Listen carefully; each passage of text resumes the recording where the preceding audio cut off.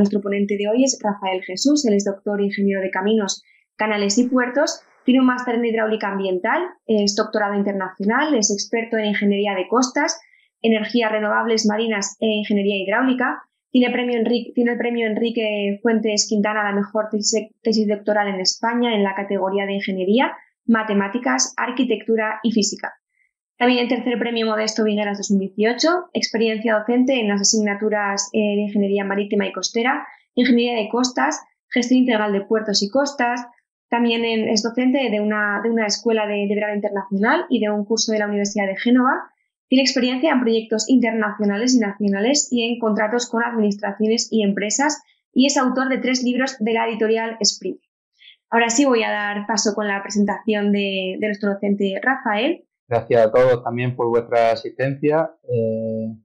Buenas tardes aquí en España y buenos días en función de dónde nos estéis viendo y escuchando. Bien, en esta webinar se va a tratar el tema de la erosión en las costas del Táiter. Como sabéis, estas costas son zonas de gran valor ambiental, económico y social que se encuentran entre entornos marítimos y fluviales y que por tanto responden rápidamente tanto a cambios naturales como a los inducidos por el hombre y son particularmente vulnerables a esos cambios como pueden ser el calentamiento global o actuaciones de gestión de muy diversos ámbitos y tipologías. Durante las últimas décadas, actuaciones en las cuencas, como la regulación fluvial, han modificado los procesos naturales y la morfología de muchos deltas en todo el mundo. Un ejemplo claro de esta modificación de la morfología de la costa y de los procesos costeros inducidos por actuaciones humanas es el delta del Guadalfeo. Y es el ejemplo representativo que se va a ver en esta webinar masterclass. Entonces, para ello vamos a tratar de responder a las siguientes cuestiones. En primer lugar, vamos a estudiar la cuenca del Guadalfeo. No sé si alguno de vosotros la conocéis o no, pero bueno, al final de la webinar el objetivo es que sepáis que las principales características de la cuenca del Guadalfeo, también del tramo de costa en el que desemboca, y también seremos capaces de responder a la pregunta de si sus dinámicas están o no relacionadas y que si por tanto se deben gestionar o no por separado. Entonces, pasando a describir la cuenca del río Guadalfeo, es una cuenca que se sitúa en el sur de la península ibérica, aquí en España, y es una cuenca de alta montaña, tanto que incluye los picos más altos de la península ibérica, con picos montañosos de más de 3.000 metros en Sierra Nevada. Sus altos gradientes topográficos, sus altas pendientes, hace que se transporte una gran cantidad de sedimentos, además de diversos tamaños de grano. Las principales actuaciones en la cuenca durante los últimos años han sido la construcción de la presa de Bernat, que en realidad se construyó en un afluente del río Guadalfeo a mediados de los 80, la construcción del dique del Granadino a principios de siglo y sobre todo la construcción de la presa de Rules, aquí a 19 kilómetros de la desembocadura y sobre el curso del río Guadalfeo.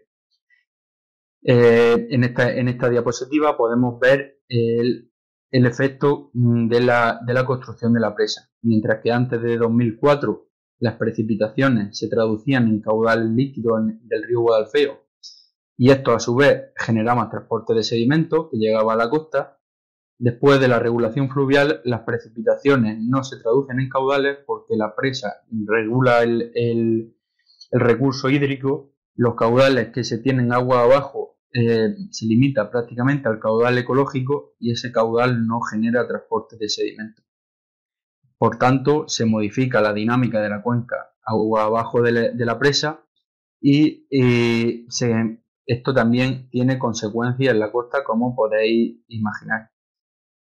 En esta diapositiva vamos a ver las consecuencias de la regulación fluvial de la construcción de la presa en la costa. Me dice Rodrigo que se le corta la señal.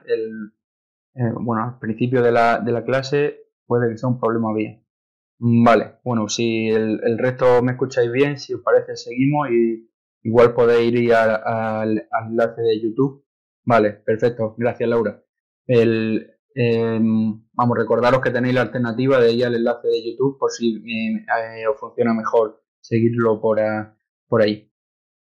Bien, estábamos viendo la evolución de la costa, en este caso es antes de la regulación fluvial, es decir, entre 2004 y 1999. Aquí podéis observar que los cambios en la morfología de la costa fueron relativamente pequeños, cuando no había regulación fluvial. ¿Qué ocurre a partir de 2004, cuando se construye la presa y se regula el recurso hídrico y por tanto se limita el transporte de sedimentos hacia la costa? Pues se produce una erosión bastante significativa en las proximidades de la desembocadura del río Guadalfeo. La podéis ver aquí en color azul.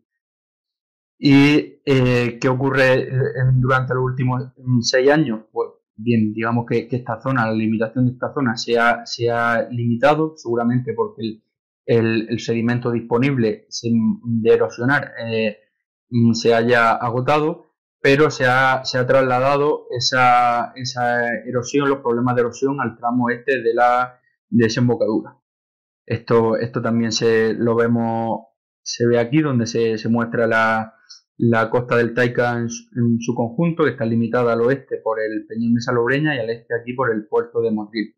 Y veis como el tramo al este de la desembocadura ha sido el principalmente afectado. Aquí se muestran en colores las líneas de costa antes de la regulación fluvial y después de la regulación fluvial. Y se ve cómo se ha producido un retroceso significativo en la línea de costa. Aquí lo podéis ver en la imagen cómo era el delta antes de la regulación fluvial, aquí podéis ver, y aquí después de la regulación fluvial. Entonces veis que toda este área ha sido erosionada. Como decía al principio, este problema de erosión inducida por la regulación fluvial no es específico del delta de Guadalfeo, sino que ha sido común en numerosos deltas de todo el mundo. Numerosos deltas de la cuenca mediterránea y también numerosos deltas de otras cuencas de todo el mundo. En el caso del Guadalfeo, aparte de la erosión costera, se le suma un segundo factor, y es que el tramo de costa en el que desemboca el Guadalfeo, pues bueno, es un tramo de costa donde, sobre todo antes de la crisis económica, como podéis ver en esta figura en el que se muestra el ratio de urbanización, pues bueno, se intentó explotar desde un punto de vista turístico. Incluso se proyectó la construcción de un puerto deportivo y bueno, se construyeron bastantes urbanizaciones en las proximidades de la línea de costa. Aquí las podéis observar. La imagen de la izquierda parece que no se ve bien, no sé por qué, pero no importa porque la imagen de la derecha la engloba.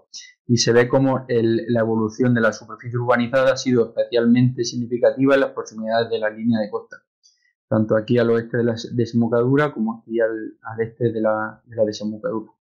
Entonces, por una parte teníamos en retroceso de la línea de costa, que es una respuesta bastante común en costa deltaica de cuencas reguladas. En este caso, a ello se le suma un incremento de la superficie urbanizada. Luego, la pregunta es, ¿cuáles van a ser las consecuencias? Pues bueno, yo creo que os podéis imaginar que las consecuencias al final de, por un lado, erosión, por otro lado, incremento de la superficie urbanizada, pues esto se traduce en daños materiales, las construcciones situadas en la primera línea de playa, en este caso en un complejo hotelero situado en este tramo de costa, en el tramo al este de la desembocadura.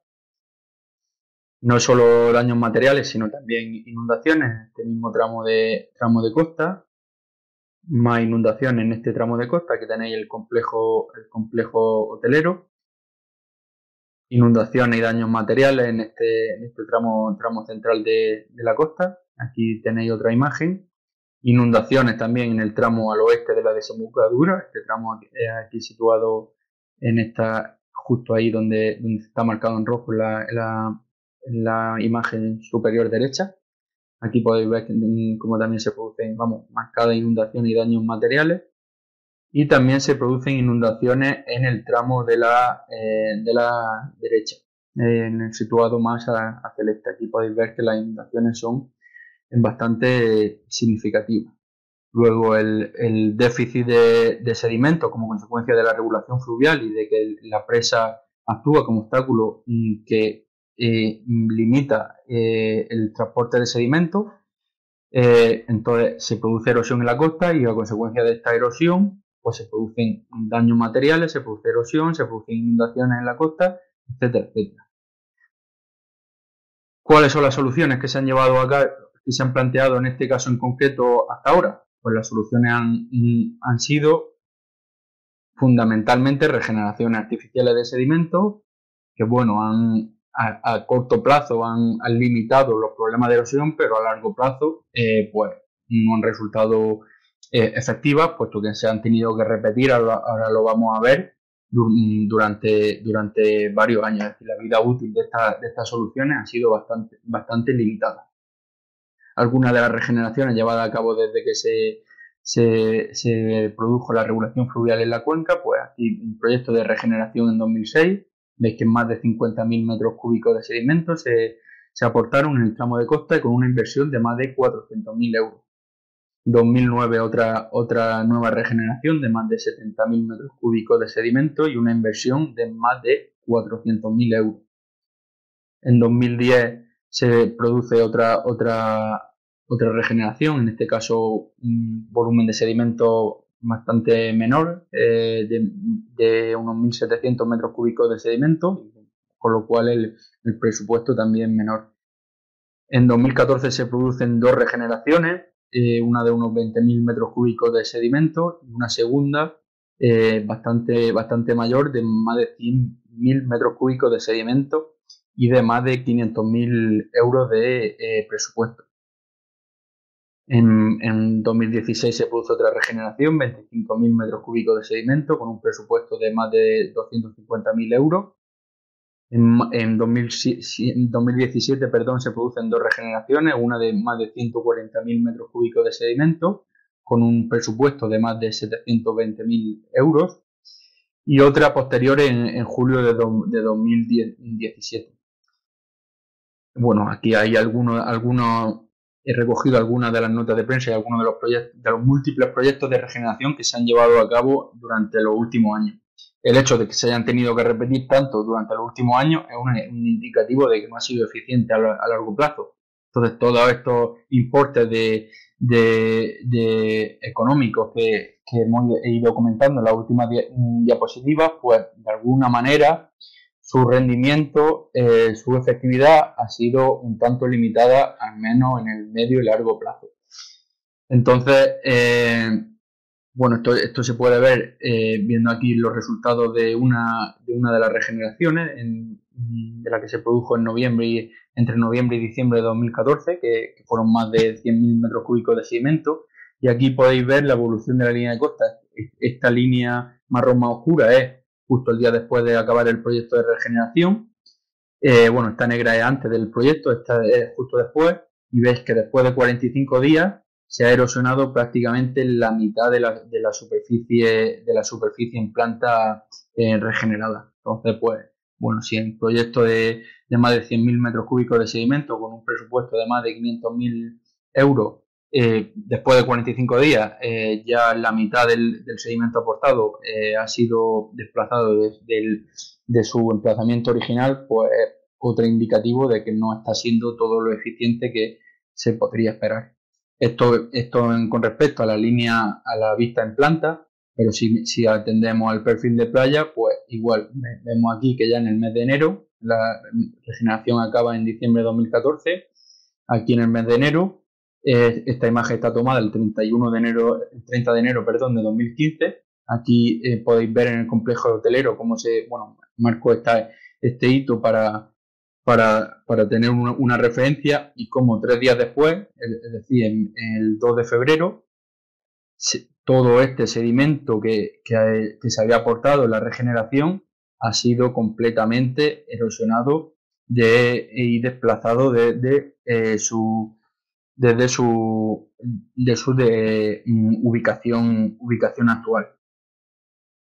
Entonces, estos problemas de erosión en la costa contrastan con los problemas de sedimentación que se están produciendo en la cuenca agua arriba, tanto de la presa de Rules como del dique del Granadino, que de hecho se ha producido agua arriba del dique del Granadino, se ha producido la colmatación del mismo y ha hecho esta obra también ahora mismo ya no es útil, puesto que está completamente colmatada y de hecho se colmató menos de 10 años después de su entrada en funcionamiento. Entonces, por una parte se tiene una erosión importante en la costa y por otra parte se tienen problemas justo lo contrario de sedimentación en la cuenca, agua arriba.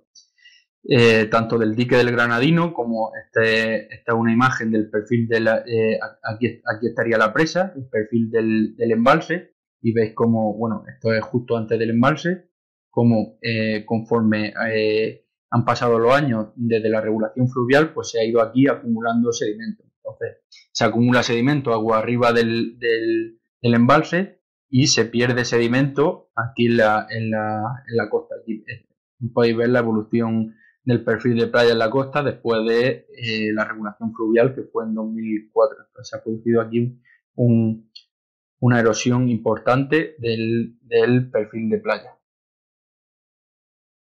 Entonces, que los problemas, o sea, las regeneraciones costeras no han acabado de resolver esta problemática de la erosión. Y bueno, ahora, digamos en 2017 ya se empezaba, antes de 2017, pero bueno, esta es una nota de prensa de 2017, ya se empezaban a plantear soluciones alternativas como la que está comentando también el compañero, que ahora la comentaremos. Ya se hablaba de empezar a construir espigones en la costa de Motril, que es el municipio en el que desemboca el río Guadalfeo. Y bueno, se hablaba que en unos meses iban a empezar la obra, pero bueno, han pasado ya más de 3 años y todavía esas obras no han empezado. Entonces, si la problemática de erosión en la costa, sedimentación en agua arriba en la cuenca, urbanización masiva en la costa con daños materiales e inundaciones que se están produciendo en esas urbanizaciones que se construyeron, si toda esa problemática y el hecho de que las actuaciones de gestión no estén siendo lo suficientemente efectivas, pues bueno, nos hace preguntarnos si está la gestión basada en prueba y error, si no tiene unos estudios lo suficientemente rigurosos y un modelado numérico lo suficientemente preciso como para reproducir de manera fiable la evolución de la costa, que es una de las cosas que luego veremos que se ven en el máster del que soy docente. Entonces, si toda esta problemática fuera ya poca de por sí, a esto se le añade las consecuencias del calentamiento global. Una de ellas, quizá la más importante, el ascenso del nivel del mar, que también cambiará la frecuencia de las tormentas, lo cual también inducirá problemas de erosión importantes en la costa.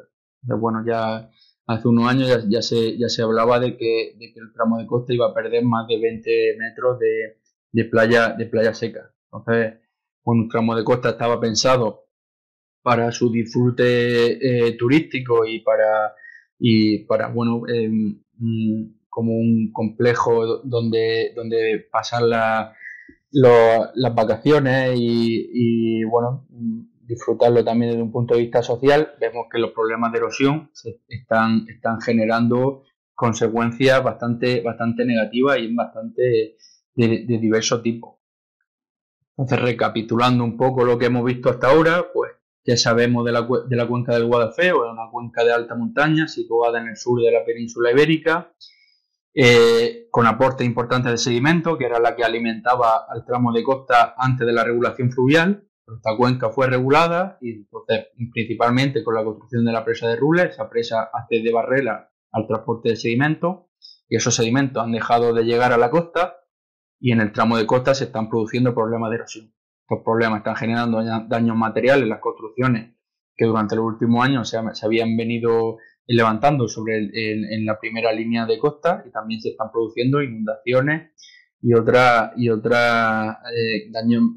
daños materiales de diverso tipo.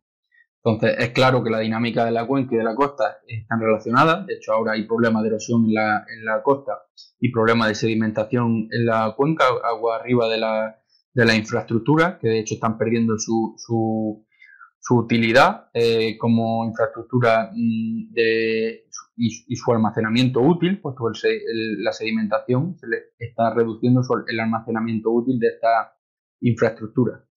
Y por último, la última pregunta sería: ¿se deben gestionar por separado?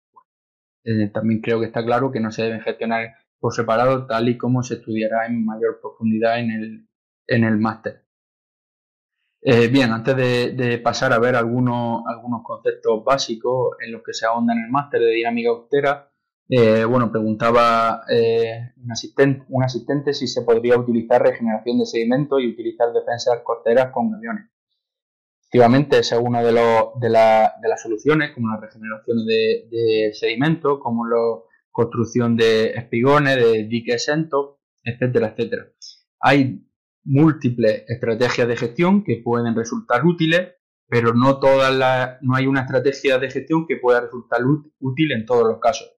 Por eso, en cada caso, en cada zona de estudio, hay que estudiar muy bien la problemática, muy bien los factores que están influyendo en la problemática, tener muy claros los conceptos teóricos de la ingeniería de costa, tener datos suficientes, ser capaces de utilizar modelos avanzados como los que se enseñan en el máster, y englobando todo eso, los modelos permiten reproducir la evolución de la costa frente a diferentes estrategias de gestión.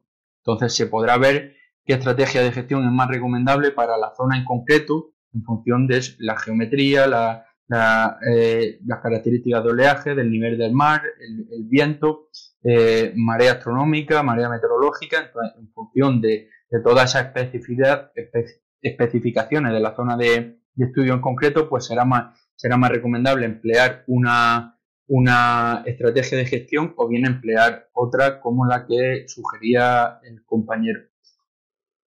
Bien, antes de acabar esta webinar, vamos a repasar algunos conceptos básicos de dinámica costera en los que se ahonda en el máster. En primer lugar, podríamos preguntarnos por qué varía la línea de costa. Hemos visto que la línea de costa varía, que se produce erosión, o se produce, en otros casos se produce sedimentación. ¿Esto por qué ocurre? Bien, en primer lugar, el transporte longitudinal de sedimentos, que es el transporte de sedimentos paralelo a la línea de costa, en función de las condiciones de oleaje y de la geometría de la línea de costa, pues varía a lo largo de la línea de costa. Entonces, si en un determinado tramo de costa el transporte de sedimentos que entra es menor al que sale, pues se produce una erosión de ese tramo de costa. Mientras que si lo que ocurre es lo contrario, que el transporte de sedimentos que entra es mayor al que sale, lo que se produce es una sedimentación, es decir, un avance de la línea de costa. ¿Cómo se modela ese retroceso, esa acreción? Mediante el conocido como modelo de una línea. Para ello, se parte de datos de oleaje en profundidad indefinida. Es necesario propagar ese oleaje teniendo en cuenta todos los procesos de transformación que sufre el oleaje en su propagación, que son vistos también en el máster. Entonces, para propagar ese oleaje se emplean modelos numéricos avanzados. Una vez propagado, se calculan las variables del oleaje en las condiciones de rotura, y con esas variables del oleaje en condiciones de rotura se pueden calcular las tasas de transporte de sedimentos. Entonces, una vez se tienen esas tasas, en función de cómo varían esas tasas a lo largo de la línea de costa, es decir, en función del gradiente de esas tasas, pues se calculará la evolución de la línea de costa, de la geometría de la línea de costa en el tiempo, mediante esta ecuación de aquí, que es la ecuación de gobierno del modelo de una línea. Una de las variables más importantes en el transporte longitudinal de sedimentos es la dirección del oleaje incidente. A modo de ejemplo, aquí se tomaron unas medidas del perfil de playa, tanto en este perfil, que corresponde a esta imagen, como en este perfil que corresponde a esta otra.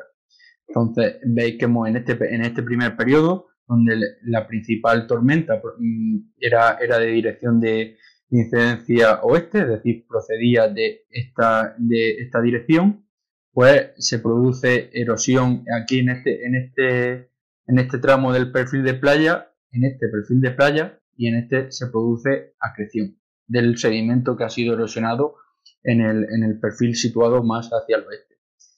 Y en este segundo periodo, que ocurre justo lo contrario, la tormenta más significativa es una tormenta del este y lo que se produce es una erosión aquí en este perfil situado más hacia el este y una acumulación de sedimento en este perfil situado más hacia el oeste. Aparte de esta dinámica natural, que depende fundamentalmente del oleaje, de su dirección, de su intensidad, de la altura de ola en rotura, los obstáculos también juegan un papel muy importante en la evolución de la línea de costa. A obstáculos me refiero, por ejemplo, a un puerto, a espigones, o en este caso los muros de la desembocadura del río Guadalfeo. En general, en función de la dirección predominante del oleaje, pues el efecto que tiene un obstáculo en la línea de costa es que en uno de los lados del obstáculo se produce acreción de sedimento y en el otro se produce erosión de la línea de costa. En este caso, como la dirección predominante proviene de esta dirección, pues aquí se produce la sedimentación y aquí se produce la erosión. Luego, a la hora de diseñar puertos, a la hora de diseñar otras estructuras marítimas que puedan suponer un obstáculo al transporte longitudinal de sedimentos, pues también hay que tener en cuenta sus efectos sobre la línea de costa y cómo se pueden ver afectadas edificaciones colindantes o tramos de costa colindantes. Bien, hemos visto el por qué varía la línea de costa. La segunda pregunta sería ¿por qué varía el perfil de playa? Es decir, la geometría de la línea de costa, la geometría de la costa, perdón, en perpendicular a la línea de costa. Bien, el perfil de playa varía fundamentalmente por el transporte transversal de sedimentos. En cada ciclo de ascenso y descenso del nivel del mar se produce transporte de sedimentos en primer lugar hacia tierra, que es el transporte de sedimentos que se conoce como onshore, y luego transporte de sedimentos hacia el mar, que es el transporte de sedimentos que se conoce como offshore.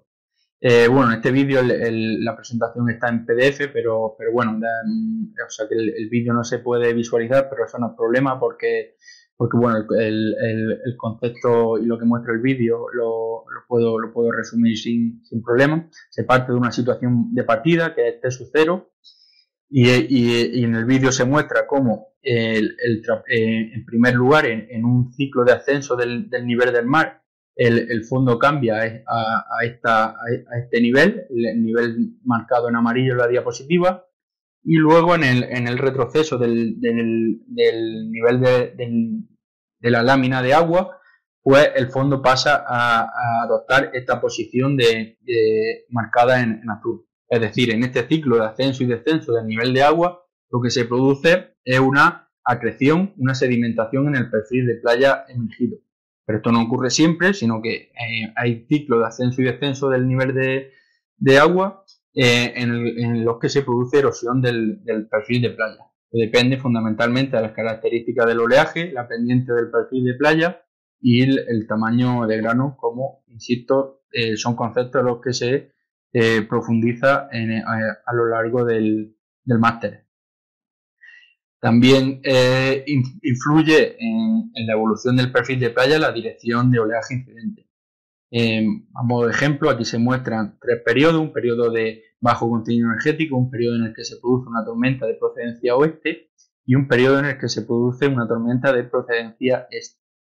Entonces aquí en la zona marcada en rojo veis como en condiciones de oleaje de bajo contenido energético prácticamente no se producen apenas variaciones en el perfil, solo aquí en la parte inferior, sedimentación en el perfil. Cuando se produce la tormenta del oeste, lo que ocurre es que el perfil se erosiona, mientras que la tormenta del este, en este caso en concreto, lo que induce es una recuperación del perfil de playa. Luego la dirección incidente del oleaje es también muy importante, no solo en la geometría de la línea de costa, sino también en la geometría del perfil de playa emergido y por tanto en el área disponible de playa para el disfrute turístico. Otro de los aspectos que es muy importante en la evolución del perfil de playa es el nivel que alcanza el agua que como consecuencia de marea astronómica, marea meteorológica y también como consecuencia del oleaje. Así como una idea general de su importancia, pues bueno, en general los perfiles de playa van construyendo aquí una berma o una duna en función de las características en concreto de la zona. Entonces, mientras el nivel de agua esté por debajo de esa duna, lo que se produce, o de esa berma, se produce sedimentación, se va sedimentando el perfil. Si se tienen niveles de agua por encima de esa cota, como consecuencia pues, de borrascas que inducen bajo presiones y como consecuencia incremento del nivel del mar o como consecuencia del oleaje, de ciclos de pleamar, el efecto del viento, pues si como consecuencia de una combinación de todos los factores, de todos esos factores, el nivel de agua es capaz de pasar por encima de la berma o de la duna, lo que suele ocurrir es que se erosiona el perfil de playa.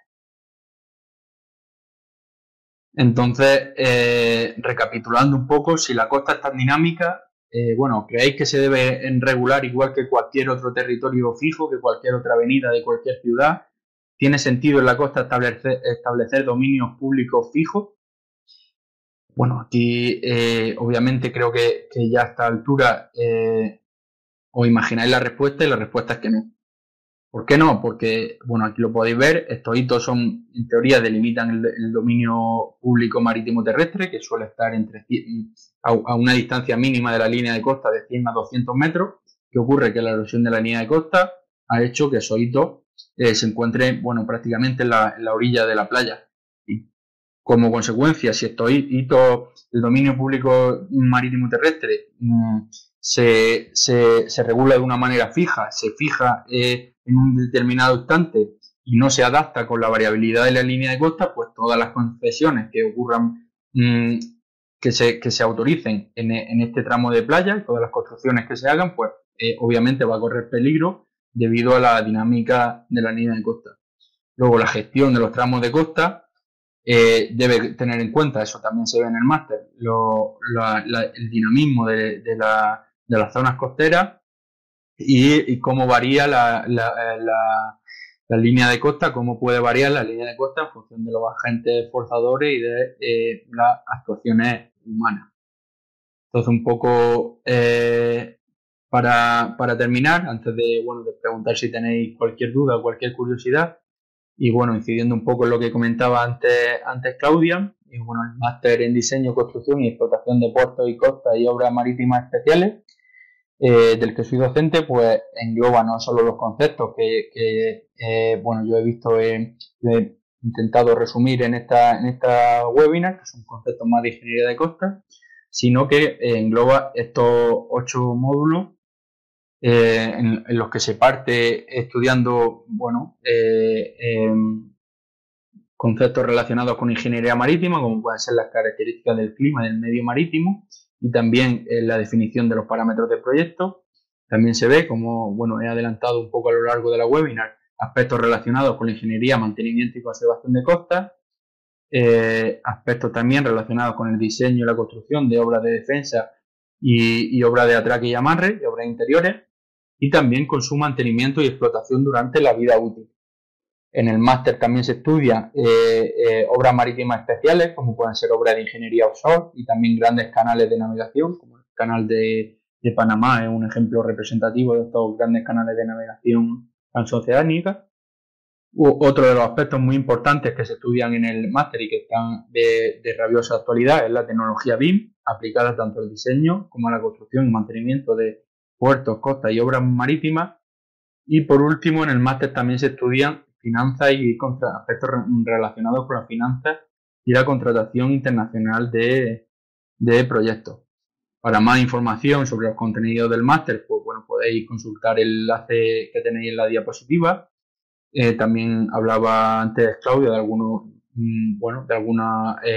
ofertas y posibilidades de financiación en el máster. Entonces, yo animo a todos los que trabajéis en la costa o queráis trabajar en la costa en actividades portuarias o en obras marítimas de ingeniería offshore o en general queráis complementar vuestra formación.